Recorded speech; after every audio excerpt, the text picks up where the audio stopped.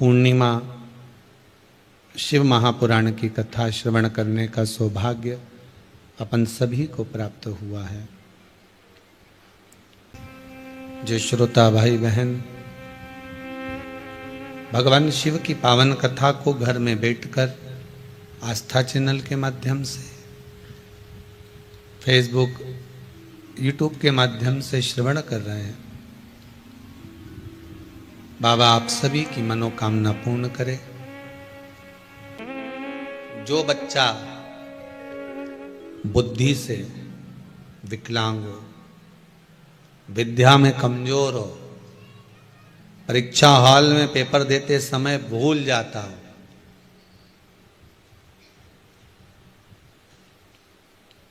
विवेक काम ना करता हो, तो निवेदन है किसी भी पूर्णिमा की रात्रि को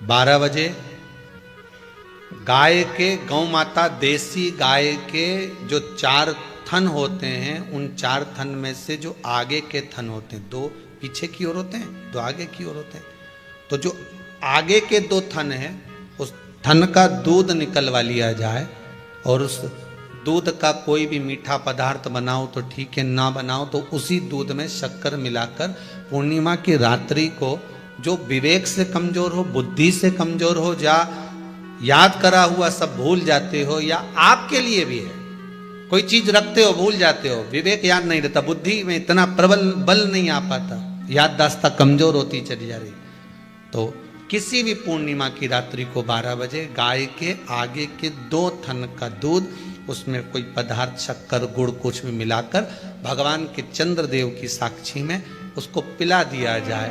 महाराज बार बार पिलाने की जरूरत ही नहीं पड़ेगी, एक ही बार में काम कर जाएगा और विवेक पूर्ण तरह से कार्य करने लगेगा।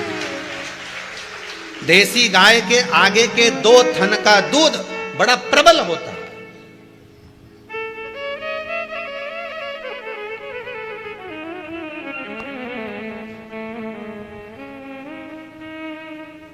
पूर्णिमा की रात्रि को 12 बजे उसका प्रयोग किया जाए।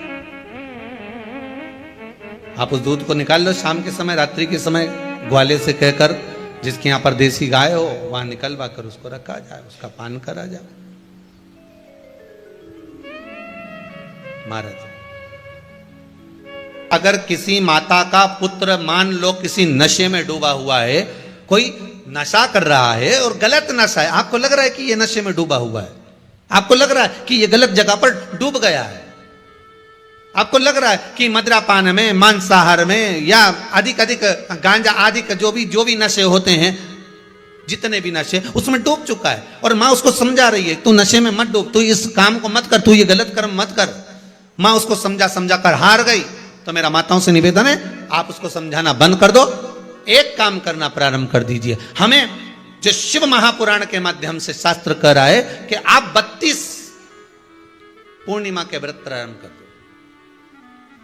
उसमें करना क्या है आपको, केवल जिस दिन व्रत रहे रात्रि के समय पर कोई भी मीठा कुछ भी सामग्री आप चंद्र की रोशनी में, चंद्र को अर्घ देने के बाद, पूजन करने के बाद उसको रखो, और वही सामग्री जो नशा कर रहा है उसको पूर्णिमा के दूसरे दिन उसको खिलाओ।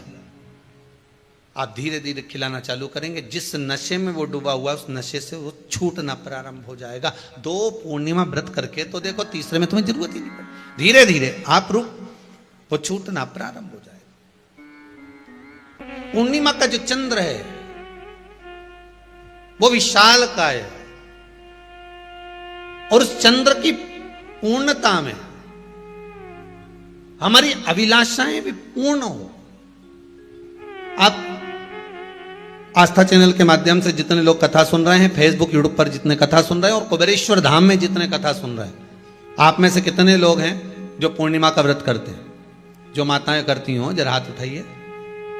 पूर्णिमा का व्रत जो करती है, करते हो ना आप लोग? रखिए हाथ। अब पूर्णिमा के व्रत में आपने कई बार किताब पढ़ी होगी पूर्णिमा की, या आपने व्रत किया होगा, या पूर्णिमा का व्रत आप धारण करे होगे, तो उसमें पूजन कौन से भगवान की होती है? पूर्णिमा के व्रत में किस भगवान की पूजन होती है? तो कहा पूर्णिमा के व्रत में केले के खंभ लगाकर पूर्णिमा का जो अध्यापन होता है, पूर्णिमा की जो पूजन होती है, उस पूजन में शंकर और पार्वती की पूजन की जाती है, शिव और नारायण की पूजन करी जाती है, शंकर और पार्वती का स्मरण किया जाता है। किसकी पूजन होती है? शिव पार्वती।